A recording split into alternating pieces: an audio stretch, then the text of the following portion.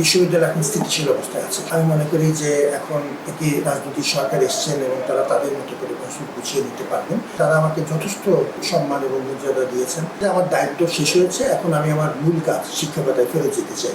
আজকে আমি যেটি করেছি সেটি হচ্ছে আমি মাননীয় শিক্ষামন্ত্রীর সাথে দেখা করে উনি আমাকে খুব আন্তরিকভাবে আহ্বান করেছিলেন আজকে মিটিংয়ে।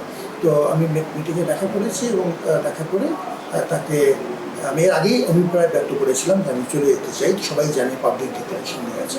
আজকে আমি আমার এই ঢাকা বিশ্ববিদ্যালয়ের উপাচার্য পদ থেকে অব্যাহতি দিয়ে আমাকে আমার মূল পদ উন্নয়ন অধ্যয়ন বিভাগে গ্রেড 1 অধ্যাপক হিসাবে ফেরত যাওয়ার অনুমতি চেয়ে আমি মহামান্য রাষ্ট্রপতি বরাবর আমি আবেদনটা দিয়ে এসেছি। এখন সরকার যে কদিন সময় লাগে তারা সে সময় নেবেন এটি অনুমোদনটা দিতে। আমি সম্পূর্ণভাবে প্রস্তুত আছি এখন আমার মূল পদে ফেরত যাওয়ার, এবং বিশ্ববিদ্যালয় এখন স্থিতিশীল অবস্থায় আছে। সুতরাং আমি তো আসলে অরাজনৈতিক ধরনের মানুষ।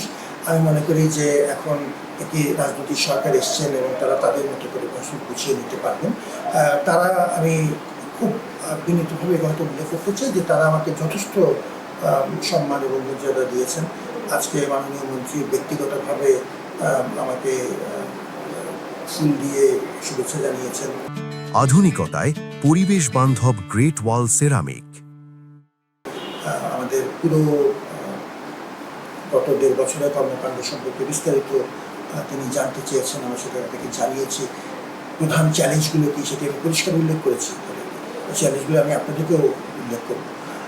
সুতরাং একটু অত্যন্ত সৌহার্দ্যপূর্ণ পরিবেশের মধ্যে এটি রয়েছে। এর আগে আমি আমাদের তৎকালীন বিএনপির সম্মানিত চেয়ারপারসন বর্তমানে মাননীয় প্রধানমন্ত্রী তার সাথে আমি দেখা করেছি এবং তাকে আমি পরিষ্কার জানিয়েছি।